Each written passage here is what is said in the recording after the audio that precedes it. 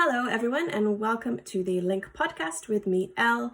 Remember, all you English learners, you can study this podcast episode as a lesson on LingQ. I will always pop the lesson link in the description. Using LingQ, you can work through the transcript, translating words and phrases that you don't know to add to your own personal database. And remember to like, share, follow, subscribe, whatever showing love means on the platform that you are listening on. This week, I am joined by another wonderful guest. Mischa Wilmers is a language learner, blogger, and LingQ user. Welcome, Mischa. Thank you so much for joining us. Thanks very much for having me on. And whereabouts are you joining us from on this fine Monday? So I'm in Manchester at the moment, Manchester in the UK. Excellent. In the kind of north, I guess, yeah, no, you would call Manchester north, right? Northern England? Northwest, yeah, Northwest. Okay. And how's life in Manchester these days? It's good. At the moment, I'm on a staycation kind of thing, Nice. Not going abroad this year. Mm-hmm. So I never thought I'd say that about going on holiday to Manchester. I actually work in Leeds, which is about an hour away from here. Okay. But generally things are good. The weather is, for Manchester standards, reasonably good. Good. So not too bad. Excellent. That's a great word, actually, staycations. Vacationing at home. I think a lot of people around the world will be doing that this summer. So, yeah. Absolutely, yeah. Hopefully the weather stays nice for you. So, Mischa, as I mentioned, you are a language learner and a blogger. You run a blog called I'mLearningMandarin.com. So, as we can guess, you're currently studying Mandarin Chinese. So, first off, what made you decide to land on Mandarin? Why Mandarin Chinese? So I guess the initial reason was basically that I had moved to a new city. So I moved from Manchester, where I'm from, about 5 years ago, to Leeds. And when I first moved to Leeds, I was looking for things to do. I was looking to meet new people, didn't know anyone in the new city. And so I saw that the university that I was working for, they were advertising cheap Mandarin classes at the Confucius Institute that operates on campus. Mm-hmm. And so I decided to just take advantage of them. I had a basic interest in languages from before, because I grew up bilingual. I'm half Spanish, so I grew up bilingual in English and Spanish. Okay. And at school, I'd also done French.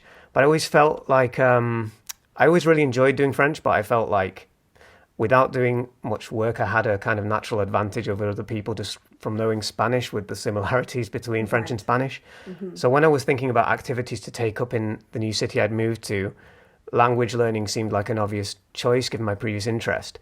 But I wanted to set a new kind of challenge to see whether I could cope with a language as different as Mandarin, rather than something like another Romance language like French or Italian or something like that. Right. And how did you find those classes, and how many, was it like a course of classes, or you just went to the odd one and then you were off on your own studying? So initially it was a beginner course of 8 classes, and that kind of got me going, that kind of kept me inspired. I really enjoyed that course. It was 1.5 hour classes in the evenings after work once a week. So really not enough to learn very much Chinese at all, but enough to inspire me to want to keep going, basically. I completed a couple of other courses after that, which was similar, but slightly higher level each one, but all of them quite basic stuff again. Mm-hmm. So I completed about 3 or 4 courses overall, and then after that I've just been mainly self-studying, right, using LingQ and other tools like that. Yeah. Excellent. So yeah, self-study, what does that involve for you then? What kind of methods, I guess let's talk about methods first and then maybe talk about LingQ a little bit. Yeah, I mean, when it comes to methods, I split my kind of Chinese learning experience into 2 parts, because I've been learning for about 4 years now. And the first 2 years, my methods were, basically I didn't have any methods, because I was trying to figure out how do you learn Chinese? I had absolutely no idea how to learn a language like Chinese. As I say, completely different challenge to learning something like French when you know Spanish. So I kind of spent a lot of that 2 years trying to figure out download any apps I could, figure out different ways things like Duolingo are like the first obvious things that you come across. They have the best like marketing. Obviously, they have the most money to spend. So so basically the first 2 years I had no idea what I was doing. I would like go to my classes, leave my classes, and then try and get some language exchange partners. And there's quite a lot of Chinese people on campus, so there was no shortage of people to speak to. So I just leave my class and try and practice with Chinese people. But after 2 years, I kind of felt like I need to try something different. This isn't really working. And that's when I came across Steve Kaufman's YouTube videos. And he was talking about, because he has one on learning Chinese, and in it he discussed how the most important things for him were kind of listening and reading. And that was the first time that like I came across what seems like quite an obvious point, but I didn't realize at the time, which was that input is the most important thing when learning language. So all the kind of stuff I've been doing at the beginner stage of like trying to use basic words and phrases I'd learned in class and practice them over and over again with language exchange partners, but not really have any idea what they were saying back to me. Steve Kaufman's videos kind of helped me to see that like there was maybe another approach, and since my previous approach wasn't really working, I thought might as well give this a go. And so from then I used a lot of graded readers at the beginning, because, and I blog about this as well, because particularly in Chinese, at the beginning, the characters are a huge barrier to being able to read even at a very basic level. So I found something that was really useful there. I hadn't discovered the mini stories on LingQ, which if I went back now, I might do. Yeah. But in the beginning stage, before I started using LingQ, my main input was from graded readers. So there's Mandarin Companion graded readers I found really useful. And yeah, so they're basically just short books, short stories. They're not like high literature or anything like that, but they're entertaining enough. They're more entertaining than like your average textbook kind of thing. So I started doing a lot of reading and then listening to the CD of the audio of the books as well. Okay. So mainly like my methods since then have been just embracing this mass immersion approach, mass input approach, but without being in the country. So so from the UK. Excellent. And so so you said the graded readers, you when you first discovered Steve and then LingQ, you were into the graded readers. Was that tough? I mean, were you studying the characters, I guess, as you read? Were you reading the same story multiple times? What was Yeah, so I mean, by the time I started reading graded readers, I'd maybe committed to memory about 500 characters through using flashcards, using Pleco and things like that. And that helped. So I was already able to read a bit, but I'd just been reading short dialogues in textbooks. So then when I first started reading graded readers, they're graded at different levels. So the first level, the beginner level, is set at maybe 500 words or 500 characters. So I started reading them about 2 years ago, and when I first started, they were really challenging for me. Yeah. I was reading above my level, I think, at the beginning.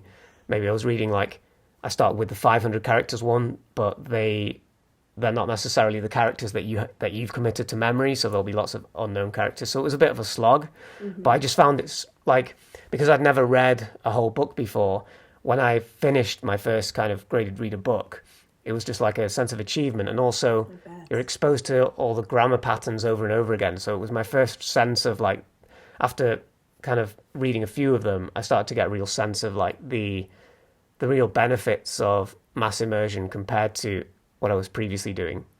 Right, kind of got the ball rolling. What did you move on to after graded readers? What kind of content? So after graded readers, then that's pretty much when I discovered and started using LingQ more. So I mentioned I discovered Steve Kaufman's videos, but I didn't immediately make the transition to LingQ. That was a bit later. Right. So after graded readers, I got to a point that a lot of people get to with graded readers, where you've read the highest level of graded readers, which is maybe set at 1,500 characters or something like that. But that's not quite enough to read newspapers or novels. So there's kind of a small gap there, a bit of a gap that you have to bridge somehow. So I wanted to make a concerted effort to start tackling native content, and that's where I discovered LingQ, and the rest is history, as they say. I mean, since then, LingQ has basically been my main tool for learning. I import lots of stuff into it and that kind of thing. Initially, I was working a lot on native dialogues.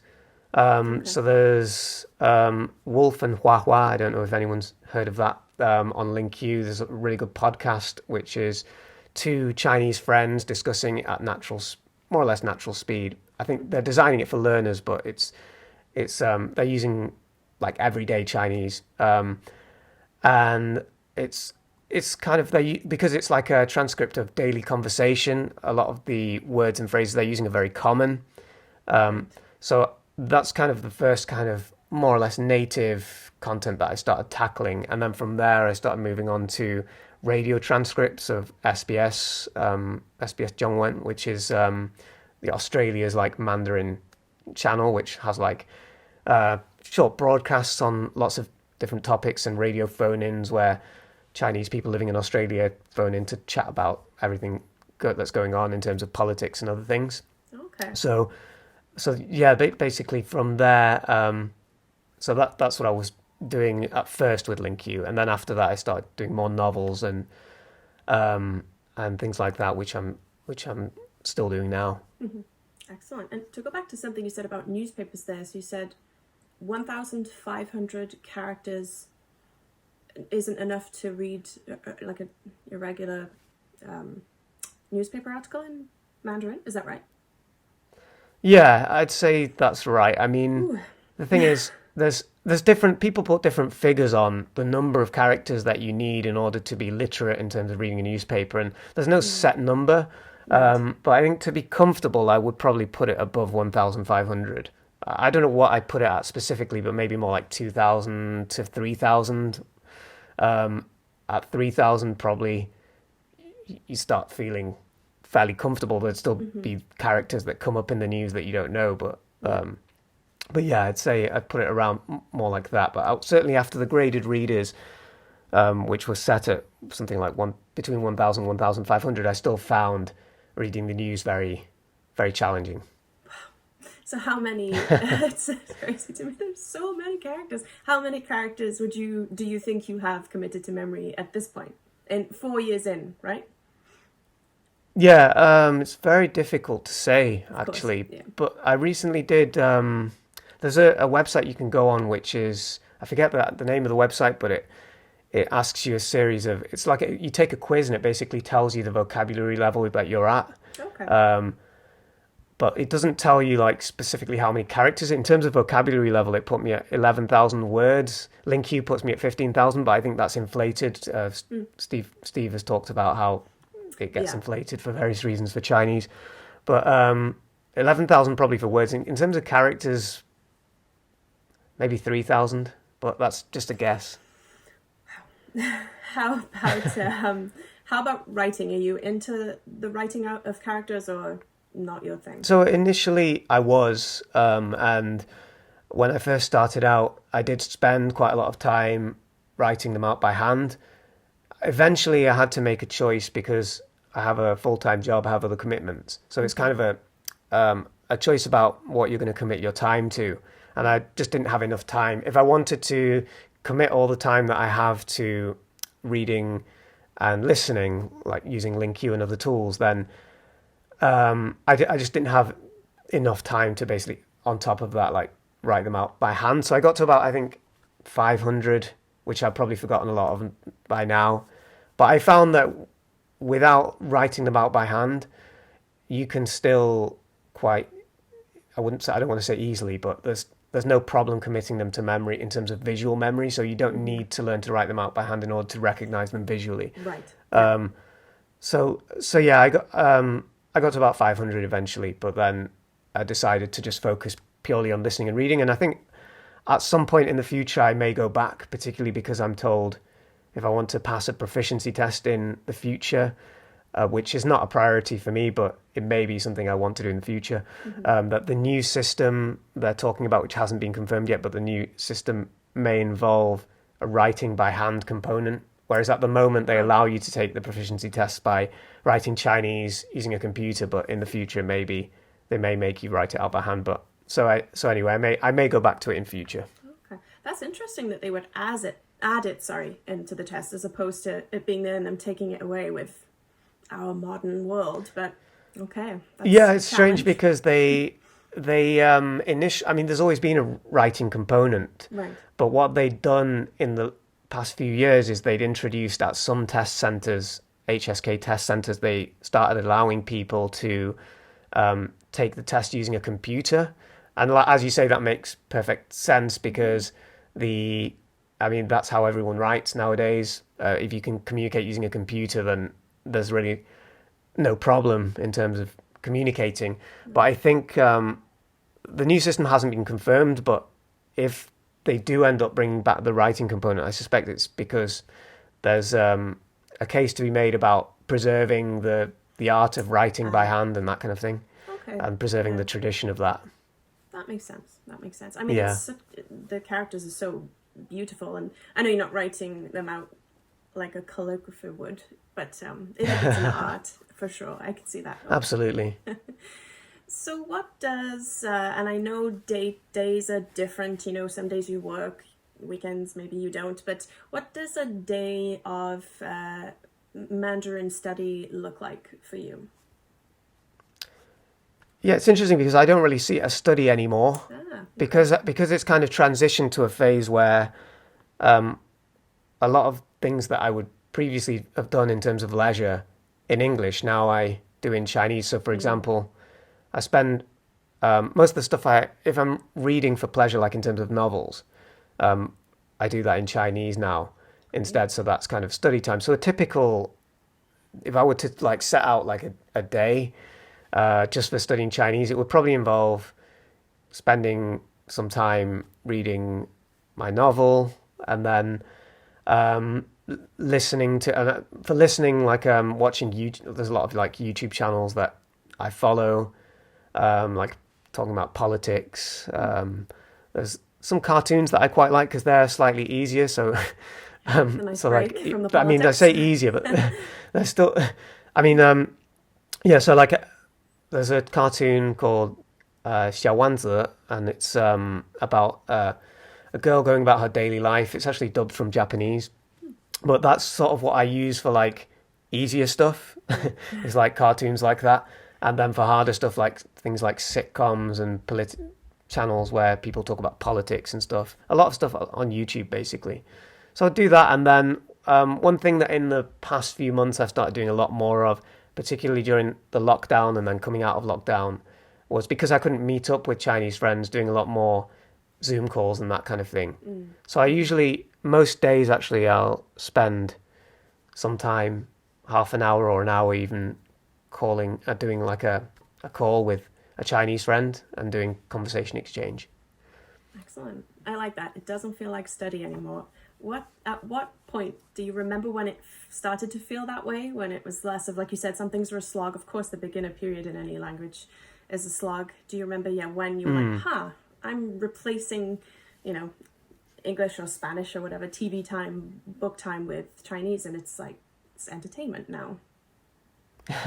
Yeah, I think that, I don't know if there was a single moment. I think it happened quite gradually, and it was quite a slog to get there. Right. I mean, the first lockdown a year ago, I basically started stepping up quite a lot. So previous to that, because as I say, I still am working full time, but with when there wasn't lockdown, there was less time in the day. So previous to that, I was maybe doing Chinese for half an hour a day. And then when lockdown happened, I started taking it more seriously. So then I started spending several hours a day. And then gradually through doing that, I think I started to get more of a sense of that I could do this for enjoyment and purely pleasure. At the beginning, during that lockdown, I still felt it was a slog. I was trying to grapple with native materials on LingQ that were above my level, that I still found very challenging both to read and to listen to.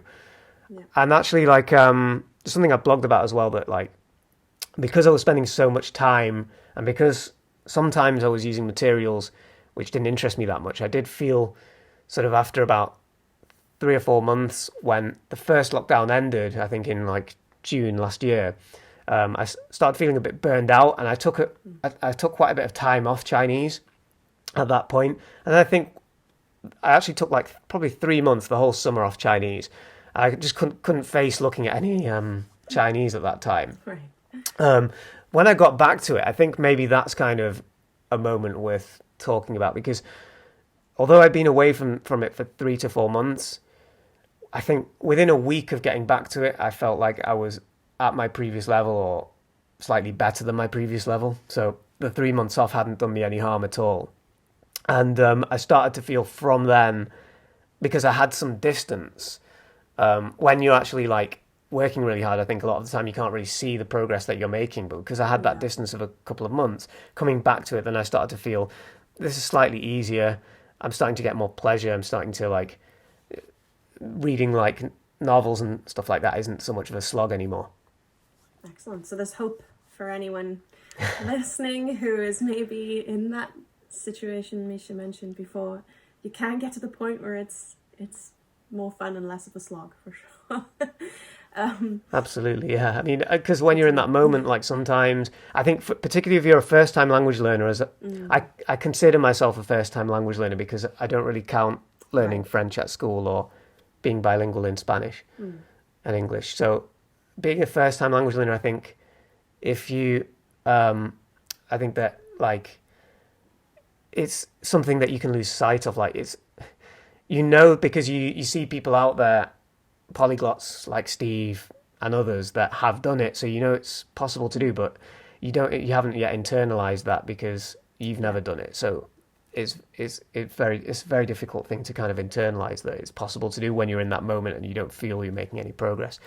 Yeah, for sure. And you think too, okay, well, yeah, that person's done it, but they have some special talent or skill that I clearly don't have. It's so easy to convince yourself of that, but yes, absolutely, it's not true. And I think on that point, like, because that's definitely something that I think I have thought in the past, well, they must just be talented, that kind of thing, because you see the end product of them speaking fluently.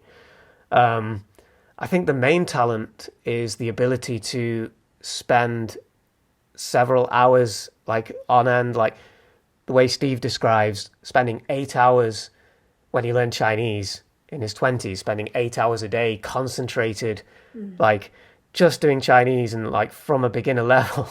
I think there's talent involved in that level of concentration, and I personally like haven't reached that level. Maybe in future I'll be able to, but I'm if I can get like a few hours in or a couple of hours, then that's a good day for me. Yeah, such discipline, right? You just have to be absolutely so consistent. Yeah, for sure. Has there been anything that's surprised you on your Mandarin learning journey so far? I think lots of things have surprised me. I think they've mostly been positive surprises, because I mean the initial surprise of learning Mandarin, I would say, was slightly negative because I went into it very naively, and so I had no idea what learning Mandarin involved. So the initial surprise was, oh, this is actually like quite hard. This is like not this is the amount of work that this is going to require is like an order of magnitude above anything that I've done before if I want to become like properly fluent in Mandarin. So I, as a completely naive language learner, that was my initial surprise. Once I got over that surprise, the surprises after that were all positive, in the sense that after that initial surprise, you start to wonder, is this possible? Am I ever going to be able to do this? Is learning characters possible? Particularly characters, I would say. And then the surprise is that, no, if you stick at it, do it every day, spaced repetition, flashcards, they will stick. And particularly because one of my concerns was you hear a lot about some people are visual learners, some people are audio learners or whatever. And in my case, I'm definitely not a visual learner, in my opinion. I don't know if that's meaningful or not, like whether these categories are meaningful or not, but never considered myself to be a visual learner or to like have a visual memory, anything like that. So I was concerned maybe that would be an impediment to learning characters. And yeah, the surprising thing, the positive surprise was that no, if you stick at it, do it every day, it doesn't matter whether you're a visual learner or not, like they will stick. You'll be able to pick up characters. So that was positive. Excellent. So what does the future hold then? As you say, 4 years in, and you have your website, imlearningmandarin.com. Is the next year or two just Mandarin focused? Are you hoping to move on to another language? So I think for the time being, I'm definitely quite committed to Mandarin because although I've reached a level which for me personally is fairly gratifying, I'm able to have like long conversations about lots of different topics with my friends and that kind of thing. There are still things that I want to achieve in Mandarin personally that I haven't yet achieved, and particularly in terms of listening fluency and just general fluency as well, being able to express myself. I don't want to get to a native level. I'm not so interested in that like some people are, but I do want to get to a slightly higher level of fluency than I am at the moment, and just general improvement across the board in terms of listening and reading as well. Because, for example, in reading with characters, I know enough that like reading novels on LingQ is generally very comfortable, but if they're on paper, it's a lot more difficult because you need to look up every word in a dictionary, and although I may recognize 95%, that 5% is still very difficult to cope with on paper, so not so much on LingQ. So there are still those areas that I really want to improve at. And in terms of blogging and that kind of thing, definitely want to continue blogging my insights about my experience, and I'm interested in maybe getting more into YouTube, this kind of stuff, which I've never done before. This is my first time.